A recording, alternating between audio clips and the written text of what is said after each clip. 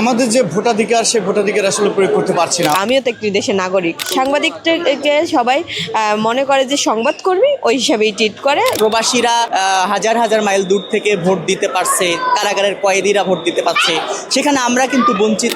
গণমাধ্যম কর্মী আসলে কখনো কোনো জায়গায় নিজের স্বাধীনতা পায় না। ঈদের দিনও কিন্তু নামাজ পড়ে এসে ডেস্কে বসে যেতে হয়। আজ অনুষ্ঠিত হলো ঐতিহাসিক ত্রয়োদশ জাতীয় সংসদ নির্বাচন। এই নির্বাচনে ইতিহাসে প্রথমবার ভোট দেওয়ার সুযোগ পেল বাংলাদেশের যারা প্রবাসীরা রয়েছেন। পাশাপাশি সরকারি চাকরিজীবীদের ভোটাধিকার নিশ্চিত করতে দেওয়া হয়েছে সরকারি ছুটি।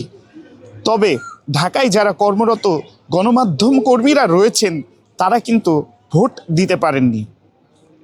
যারা নবীন ভোটাররা রয়েছেন তাদের উৎসাহ উদ্দীপনা দেখে ঢাকায় কর্মরত গণমাধ্যম কর্মীদের মনের যে অবস্থা হলো কিংবা ভোট দিতে না পারার যে আক্ষেপ, সেটি চলুন জেনে আসি আমরা। প্রতিক্রিয়া হচ্ছে আমরা আসলে মানুষের ভোটের খবর দিচ্ছি, কিন্তু আমরা আসলেই নিজেই ভোট দিতে পারছি না। কতটা কষ্ট নিয়ে যে আমরা ভোটের এই সংবাদগুলো কাভারেজ করছি। এবছর কিন্তু আমি নতুন ভোটার। আমার ভোট আজ থেকে 5-7 বছর আগেই লেখানো যেত, কিন্তু আমি অনেক দেরিতে ভোট লিখিয়েছিলাম। আশা করেছিলাম যে এবছর ভোট দিতে পারবো, কিন্তু এবছরও পারলাম না। একটা আক্ষেপ আমাদের থেকে যাচ্ছে। সবচেয়ে সুস্বাদু হালিম রাঁধুনি হালিম। হালিম হোক রাঁধুনি হালিম। প্রবাসীরা হাজার হাজার মাইল দূর থেকে ভোট দিতে পারছে, কারাগারের কয়েদিরা ভোট দিতে পারছে, সেখানে আমরা কিন্তু বঞ্চিত। আমরা যারা মাঠে রয়েছি সাংবাদিক, তারা কিন্তু বঞ্চিত। আমার এই অবস্থায় মাঝে মাঝে এমন মনে হচ্ছে যে এই যে জীবনের প্রথম ভোট, আসলে পরিবর্তিত পরিস্থিতিতে, দেশের পরিবর্তিত পরিস্থিতিতে সবাই ঈদের মতো করে ভোট দিচ্ছে, ঈদের উৎসবের মতো করে ভোট দিচ্ছে, এবং আমরা ভোট দিতে পারতেছি না। তো আমার মনে হচ্ছে যে মাঝে মাঝে মনে হচ্ছে আমি আমার লাইফে আর কখনো ভোট দিব না। আমি যদি কখনো প্রার্থী হই তাহলে আমি ভোট দিব, আর না হলে আমি আমার জীবনে কখনো ভোট দিব না। এই বৈষম্য, ইসির কাজগুলোই কিন্তু আমরা করি। এই যে নির্বাচন নিয়ে সাধারণ মানুষের চিন্তাভাবনা, নির্বাচন নিয়ে মানুষ কী ভাবছে না ভাবছে, নির্বাচন নিয়ে সামগ্রিক বিষয়গুলোই কিন্তু আমরাই দেখি, জাতির সামনে তুলে ধরি। সেখানে আমাদেরকেই কিন্তু বঞ্চিত করা হচ্ছে। এখানে ইসিরও দোষ আছে, এর পাশাপাশি আমাদের সাংবাদিকদেরও কিন্তু দোষ আমি দেখছি। সাংবাদিক নেতা যারা রয়েছে, এই বিষয়টি যদি তারা আগে নিয়ে আসতো, যদি গণমাধ্যমের কর্মীদের পোস্টাল ব্যালটের বিষয়টি আগে নিয়ে আসা হতো, হয়তো বা আমরা ভোট দিতে পারতাম। সাংবাদিক নেতারা হয়তো বা এই বিষয়টি সামনে নিয়ে আসেনি। একদম ভোটের কয়েকদিন আগে আমরা আলোচনায় দেখছি যে আমরা ভোট দিতে পারছি না। তো আসলে খারাপ লাগার বিষয়, অনেক খারাপ লাগার বিষয়। আমরা প্রতিটা জিনিস থেকে বৈষম্য শিকার হয়ে বলতে গেলে, যেমন প্রবাসীরা দেখেন অনলাইনের মাধ্যমে তারা ভোট দিচ্ছে।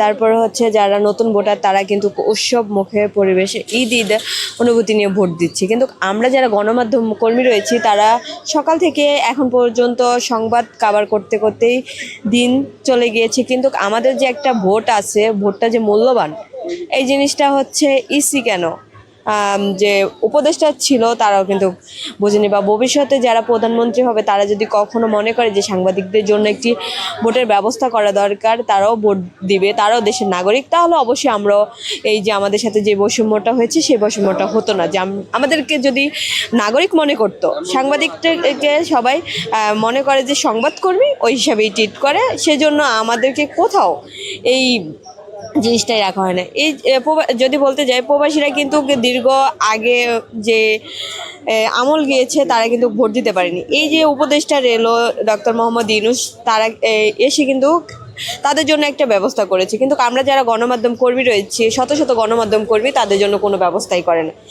এখন যারা ভোট কেন্দ্রে গিয়ে দেখেছি নতুন ভোটাররা ভোট দিচ্ছে, তাদেরকে দেখে মনে হয়েছে যে আমারও তো একটা ভোট রয়েছে, যে আমিও তো একটি দেশের নাগরিক। সেই হিসাবে আমার মনটা খুব খারাপ হয়ে গিয়েছিল সংবাদ কাভার করতে করতে। কিন্তু নিজেকে সান্ত্বনা দিলাম কি, যে আমরা তো গণমাধ্যম কর্মী, আমরা যদি ভোটটা দিতে যাই তাহলে সংবাদ কাভার করবে কী করে। যদি আমাদেরকেও যদি প্রবাসীদের মতো অনলাইনে একটা সিস্টেম করা হতো তাহলে হয়তো আমরাও ভোটটা দিতে পারতাম।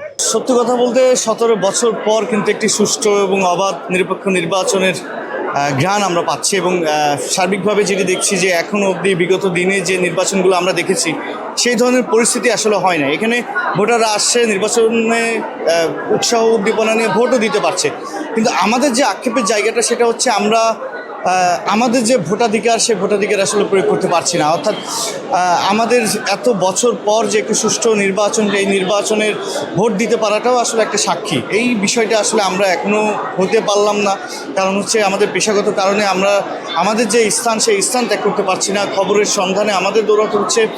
তো সার্বিকভাবে যদি সাংবাদিকদের জন্য, বিশেষ করে যারা ঢাকাতে কাজ করছে তাদের জন্য যদি কোনো ব্যবস্থা করতো ইসি, তবে আই থিঙ্ক এই অবস্থান থেকে এবং ভোটাধিকার থেকে আমরাও অবশ্যই বঞ্চিত হতাম না। ভোটারদের মধ্যে বা তরুণদের মধ্যে যে উৎসাহ উদ্দীপনা দেখছি, আমাদের সেই আকাঙ্ক্ষাটা পূরণ করতে পারিনি এখন পর্যন্ত। আমি অনেক আগেই ভোটার হয়েছি, কিন্তু পেশাগত দায়িত্ব পালন করে গত যে ভোটটি হয়েছে শেখ হাসিনার আমলে, সে ভোটটি তো দিতে পারিনি। এবারেও যে ভোটটি হচ্ছে উৎসবমুখর পরিবেশে, এই ভোটটিও আমরা দিতে পারিনি। তো আমাদের যে পেশা, সেই পেশায় আসলে ঈদের দিনও কিন্তু নামাজ পড়ে এসে ডেস্কে বসে যেতে হয়। তো এই ভোটের মাঠে তো আমাদের সার্বক্ষণিক ডিউটি থাকে, তাই আমরা চাইলেও বাড়িতে যেতে পারি না, আমাদের ভোটটি দেওয়া হয় না। আমরা যে দেখেছি যে রেমিটেন্স যোদ্ধাদের জন্য যে আলাদা করে পোস্টাল ব্যালটের যে সিস্টেম করা হয়েছে, বা হচ্ছে যে বিভিন্ন জায়গায় আনসার বাহিনীদের জন্য যে পোস্টাল ব্যালটের সিস্টেম করা হয়েছে দেশের ভিতরে, কিন্তু সাংবাদিকদের জন্য আলাদাভাবে সেরকম কোনো স্পেসিফিক পোস্টাল ব্যালটের সিস্টেম করেনি নির্বাচন কমিশন। তো আমরা যদি নির্বাচন কমিশন এরকম পোস্টাল ব্যালটের সিস্টেম করতে, তাহলে এখানে ঢাকা শহরে বা সারা দেশে যে কর্মরত সাংবাদিকরা রয়েছে, হাজার হাজার সাংবাদিক এই ভোট দেওয়ার বা তাদের অধিকার প্রয়োগ করার সেই সুযোগটি পেত আর কি। আমরা মনে করছি ইসির এই সিদ্ধান্ত না নেওয়ার কারণে হাজার হাজার সাংবাদিক তার অধিকার থেকে বঞ্চিত হচ্ছে। আসলে আমার খুবই খারাপ লাগছে। আমার জীবনের প্রথম ভোট, এর আগে আমি কখনো ভোট দিইনি। আমার আশা ছিল যে এবার ভোটটা আমি দিব, তবে নিজের দায়িত্ব এবং কারণে আমি যেতে পারিনি। গণমাধ্যম কর্মী আসলে কখনো কোনো জায়গায় হচ্ছে নিজের স্বাধীনতা পায় না, সবসময় কাজের ভিতরেই থাকতে হয়। তো সেক্ষেত্রে কাজের কারণে হচ্ছে যেতে পারিনি। তবে আমার মনে হয় এখানে ইসির অনেক বড় একটা ভুল ছিল।